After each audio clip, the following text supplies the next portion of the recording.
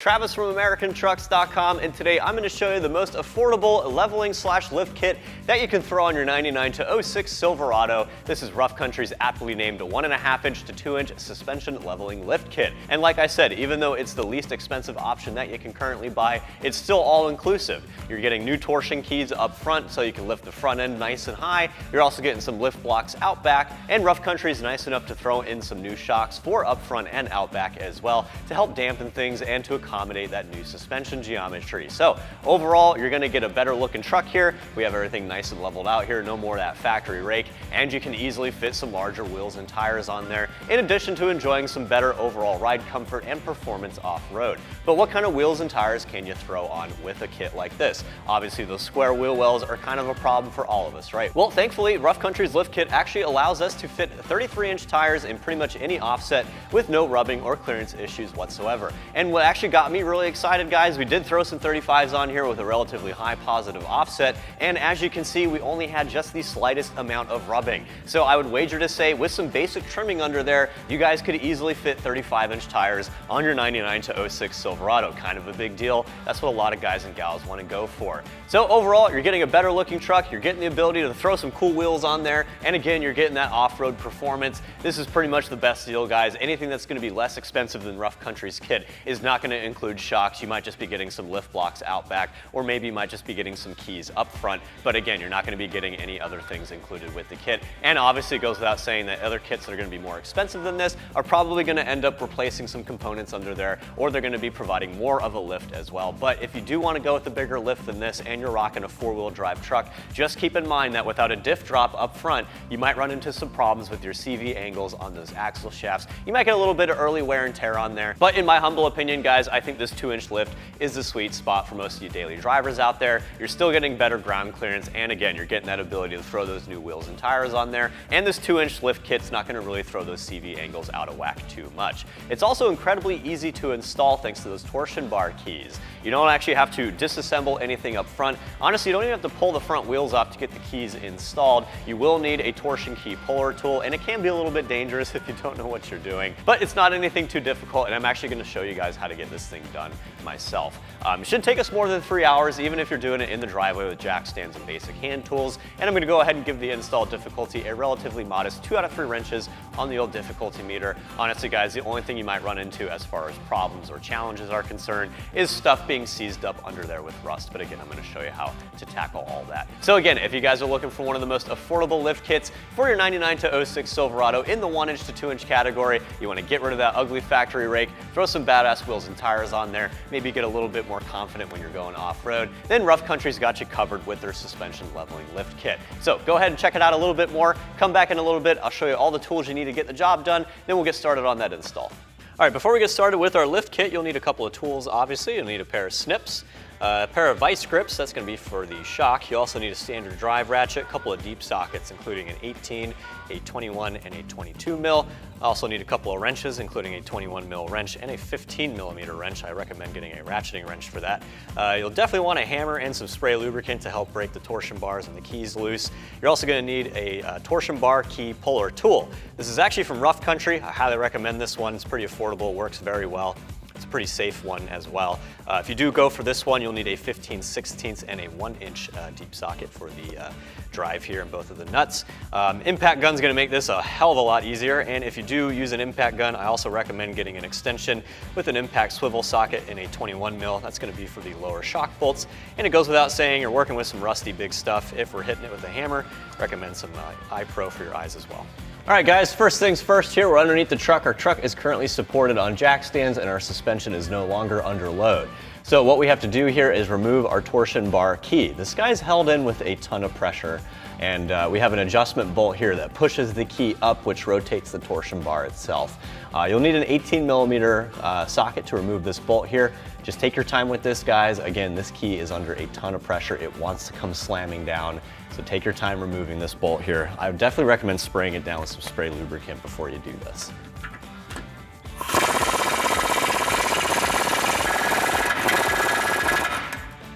All right, now once you almost have the bolt removed completely, you want to make sure that this little retaining pin inside the cross member hasn't walked itself out of here.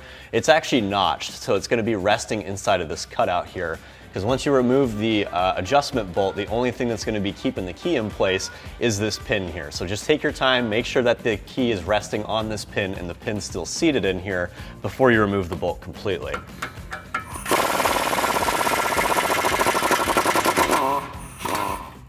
Okay, now our key is resting on the retaining pin here.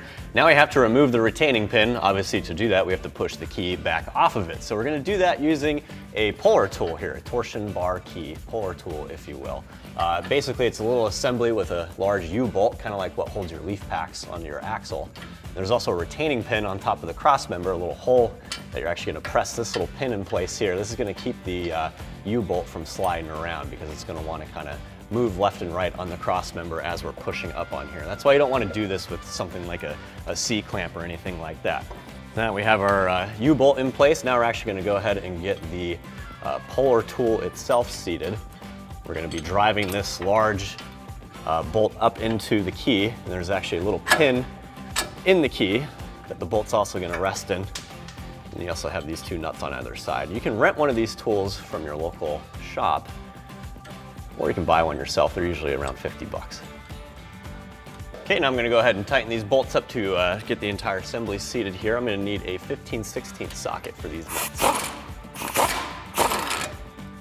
I'm just taking my time here tightening these.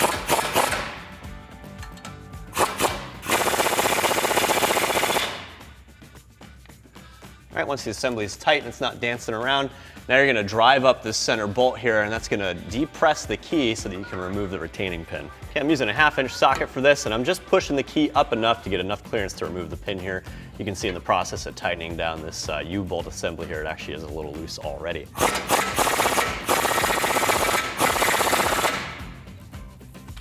Once you have them up out of the way, let's go ahead and slide that out. Once you have the pin out of the way, you're gonna slowly loosen this up until you take the tension off the key completely.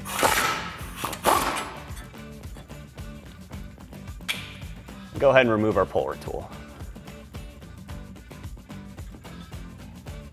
And I forgot to mention this in the beginning here, but it goes without saying, when you're using a tool like this, you're putting immense pressure on these threads here, especially the thread on the bolt that's pushing the key up. So you wanna make sure you have some anti-seize lubricant on there. Make sure you're not cross-threading anything. You don't want excessive heat building up either.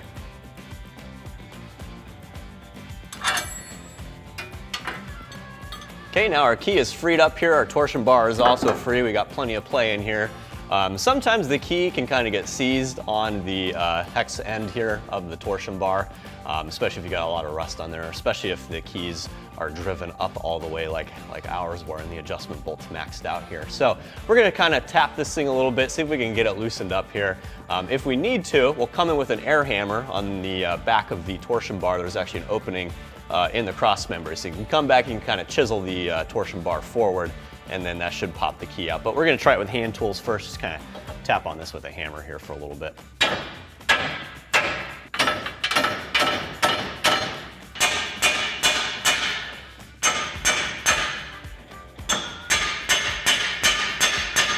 All right, so you can see here we're starting to get a lot more play in the key, and it's actually starting to slide back and forth on the torsion bar. So we're just gonna kind of keep hammering it back and forth a little bit, open up the channel more, and we should be able to eventually slide this forward enough to get the key out.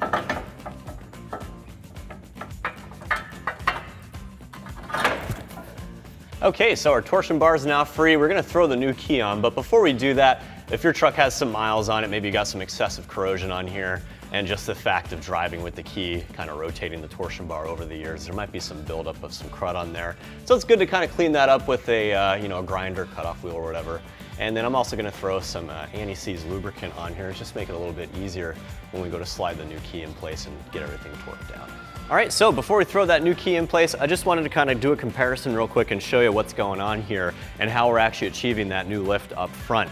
So if you line up both of the holes here where they actually slide onto the torsion bar, you can see that the factory torsion key has a slightly less angle where it's kind of pointing up more, whereas our new key is angled down more. When we go to adjust the pin on here and push this key up, that's gonna rotate the torsion bar a little bit more than the factory one, and that's how we're getting that lift up front. But other than that, everything else is pretty much the same here. Same exact dimensions. They did cut the holes here for the adjustment stuff a little bit cleaner, so reinstall should be a little bit safer. And then this is actually a forged key, so it's a lot thicker, a lot stronger, a lot denser. Should stand up a little bit better to some abuse.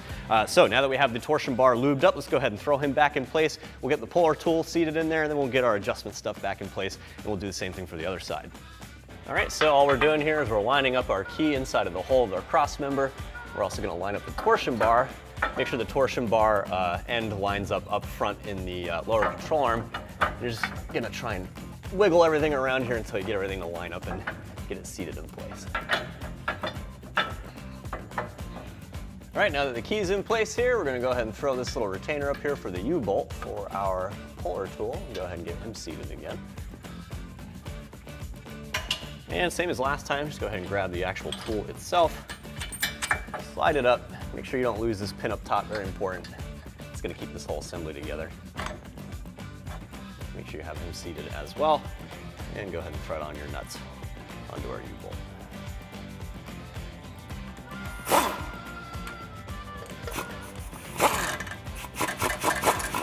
A little bit more.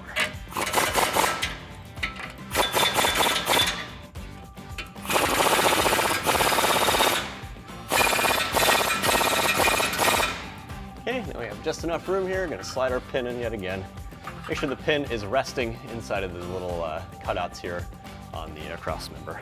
And now we're going to just slowly back this back down.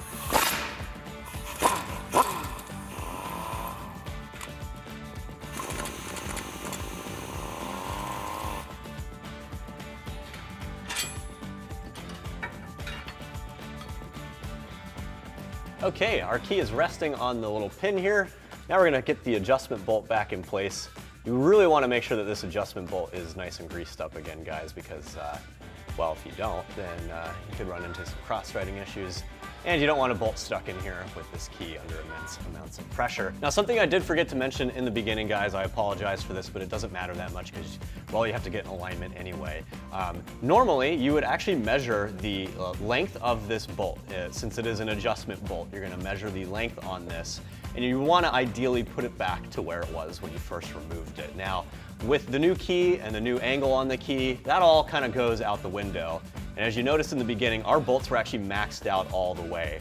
The owner of this vehicle most likely did that just to try and get more lift on the truck, which isn't a huge concern. But with the new key, we definitely are probably not going to want to have this maxed out completely. So we're going to drive this bolt back in, and we're going to put it at about the halfway mark. There's really no kind of factory setting that I know of. But once you get in alignment, they'll make final adjustments to this as well. But to tighten this guy down again, you'll need an 18 mil socket. And again, we're only going halfway.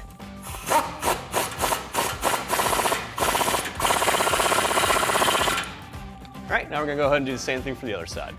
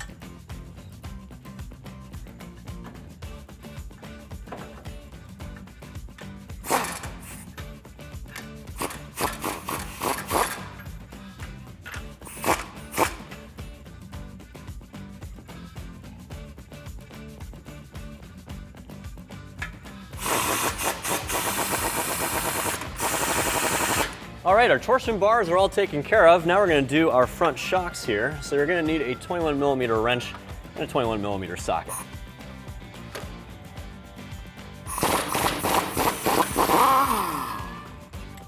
Now this bolt's probably stuck in there pretty good because there's gonna be tension on the lower control arm. So it might be helpful to try and tap that out. Or if you want to, if you're lucky, you can grab an extension and put your socket on the other side of the bolt and kind of spin it out, and it should thread itself out. So let's try that.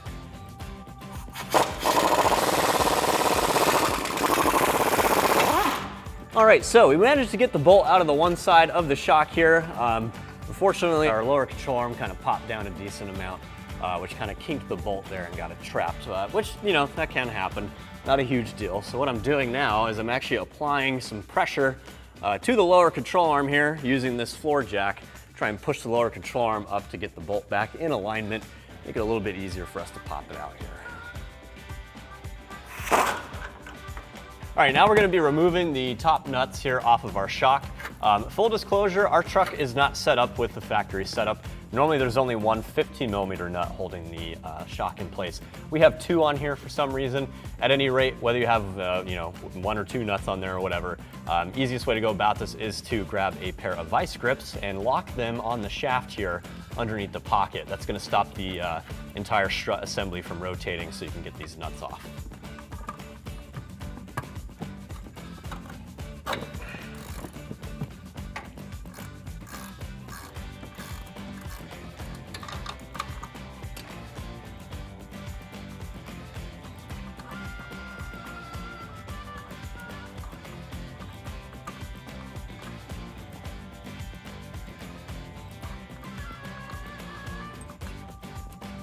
Okay, now that we have that nut removed, all we need to do is pull this little washer off of here, as well as this little rubber grommet.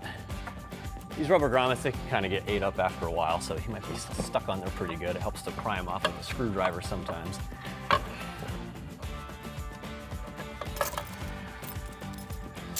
All right, now we should be able to push our strut up and out.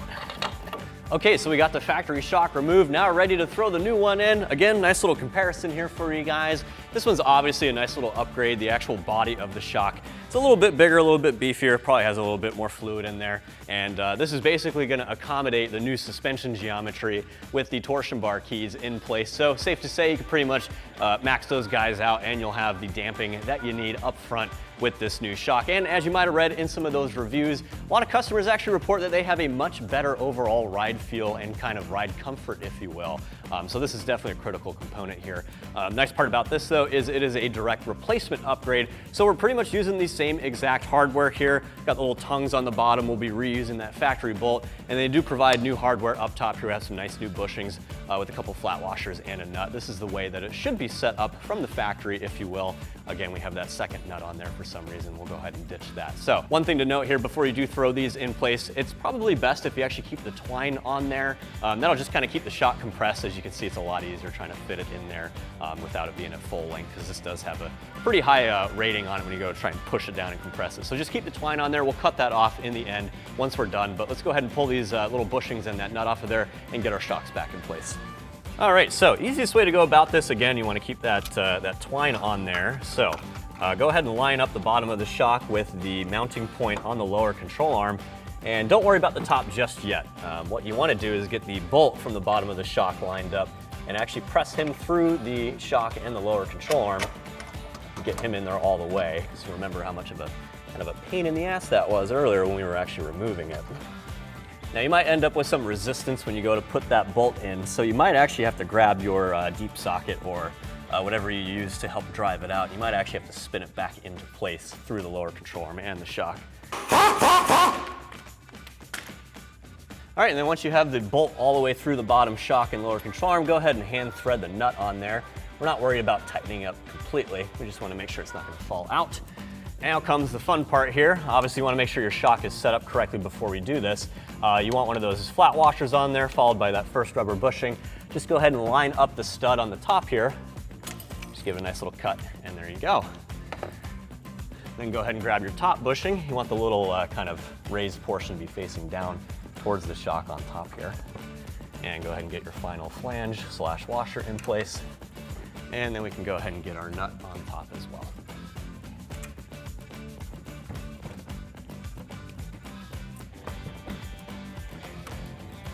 Now you might have to kind of move it around as you saw I just did, because that little raised portion on this rubber bushing should actually fall through this little pocket and meet the bottom bushing as well. Then you should have plenty of space to get this nut on top of the stud here.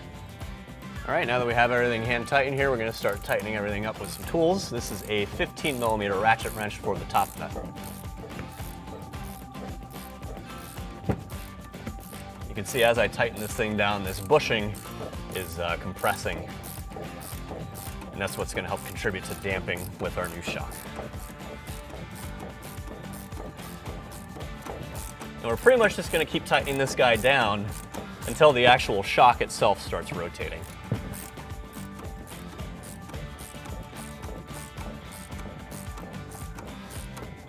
You can see here it's starting to rotate just a little bit. I'm going to keep cranking on it until I'm not getting any more tightening out of this.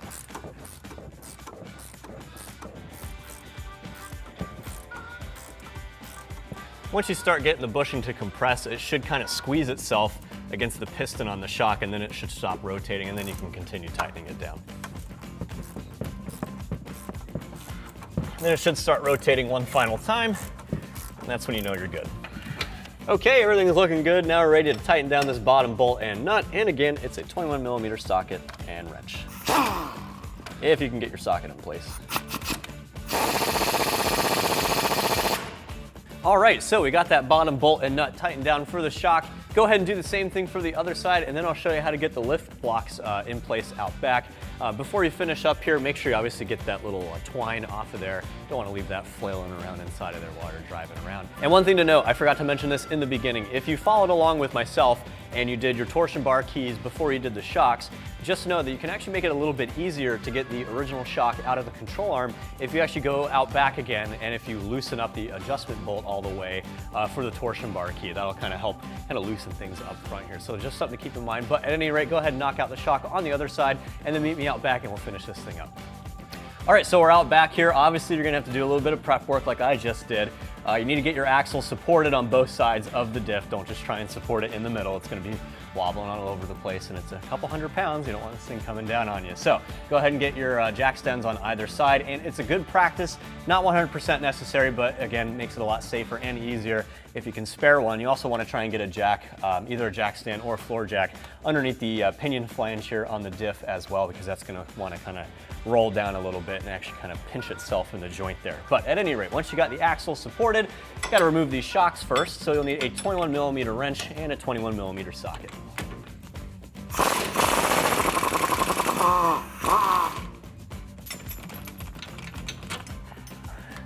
Now this top bolt is tucked up here next to the spare tire, but with the swivel socket, you should be able to get an impact gun in here as well. And it's the same hardware, 21mm socket and wrench for up top.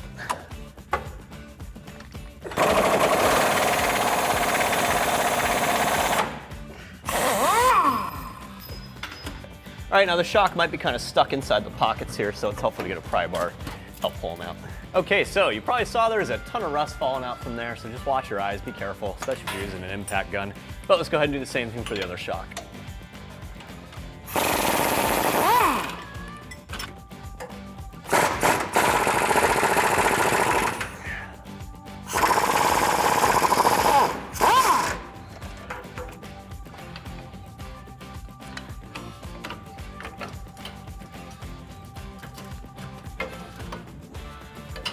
Okay, so we have both of our shocks removed. Now the only thing holding the axle in place are the U-bolts securing it to the leaf pack. So at this point, again, double check, make sure your axle is supported, because we're gonna be removing these 4 nuts on our U-bolts.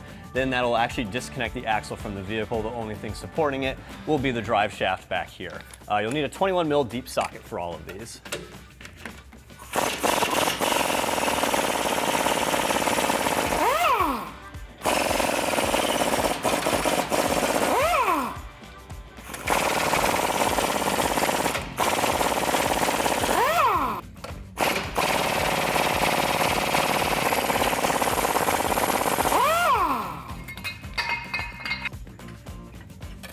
All right, now we're gonna do the same thing for the other side. Again, as you can tell, ton of rust, and sometimes there's a lot of corrosion on the threads here, so the bottom portion of the pack might kind of jump around on you. So just do your best to try and keep this thing in place without pinching any fingers or anything like that.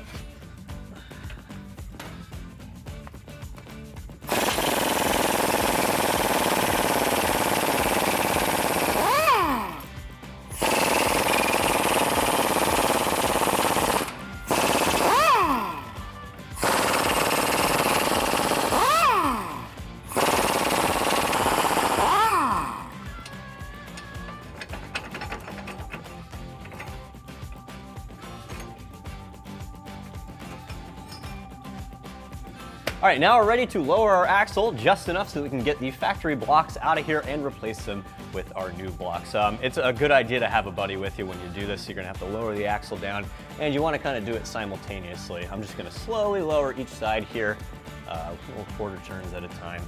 And you just wanna get the axle low enough that you can slide the blocks out and get the new ones in. You do not wanna lower it too much because even though it's disconnected, you still have all these lines and cables and brackets. Definitely don't want to end up with no rear brakes or something like that. So go ahead and lower it. You can see here the block's probably seized up on the leaf pack. That's not a huge problem. We can just kind of smack it with a hammer here, and that should kind of unseat it. Okay, so we lowered the axle enough that we can get the new lift block in there. And you can see here, this is where the lift block kind of rests on the axle. When you go to lower the axle with your jack stands or pole jacks or whatever, this little plate where the lift block kind of mounts on will kind of tip towards the back of the truck like this.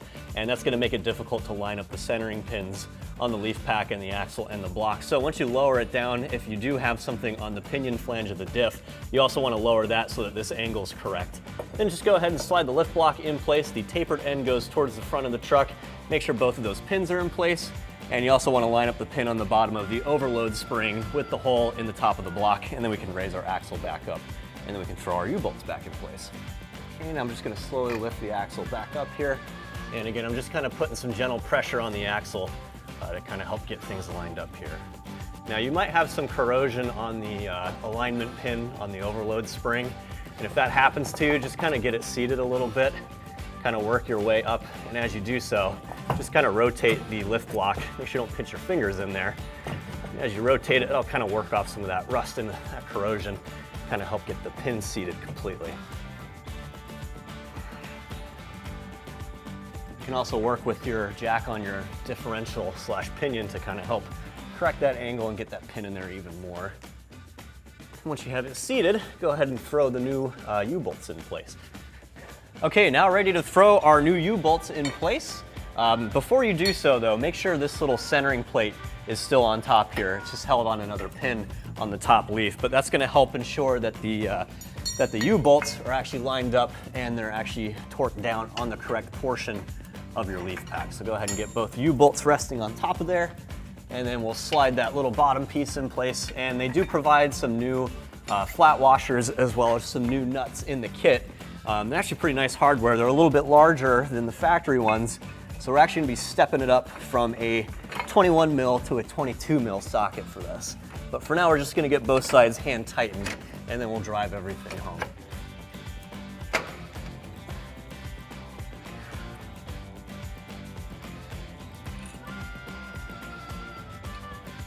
Now sometimes with lift kits, with lift blocks like this, the U-bolts can kind of be universal, if you will. Even though that's not what the U in U-bolt stands for, some companies try to make them universal. So sometimes these might be a little bit long. Rough Country was nice enough to size these up correctly. But if you do want to make them any shorter, obviously you can cut them before you install them. But if you were worried about doing that, you should not have to, because these appear to be sized correctly for our new lift block. These are nylock nuts, by the way, so you won't be able to get them all the way on there. Just get them enough that they start locking up on that nylon ring. All right, so we have all these hand tightened on here. Everything's looking good. Now we're gonna tighten all these down. You do wanna tighten these down kind of like lug nuts, because you want the threads to be even in length on all four corners here. So I'm actually gonna go opposite corners as I tighten these down. I'm just gonna get them flush first, then I'll drive them home.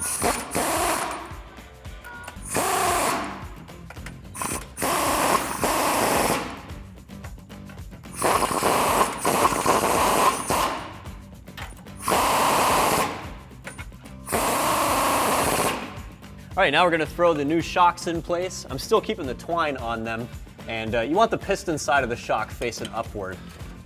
Now it might be a little bit of a squeeze getting the shock in place. A little bit of spray will help as well.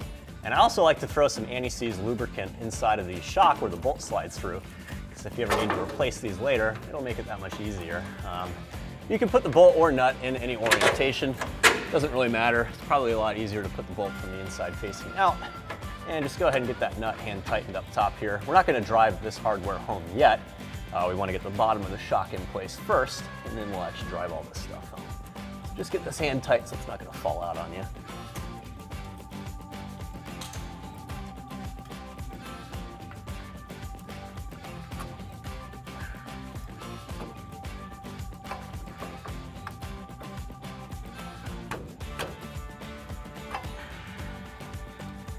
You can see here I'm actually raising the axle up just a little bit. It's going to help me out with getting these holes lined up here.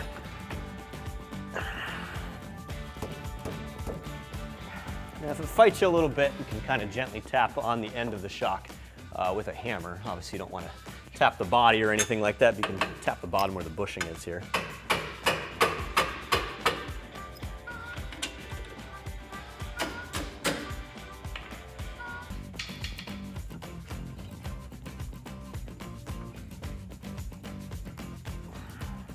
All right, now all of our hardware is seated. Now we can drive everything home.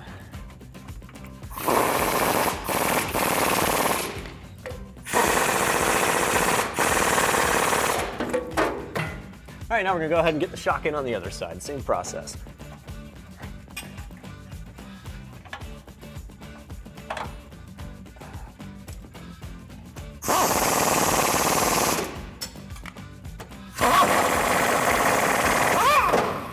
That'll also wrap up my review of Rough Country's 1.5 to 2 inch suspension leveling lift kit fitting your 99 to 06 Silverado. Be sure to check it out more on the site, and for all things Chevy and GMC, keep it right here at AmericanTrucks.com.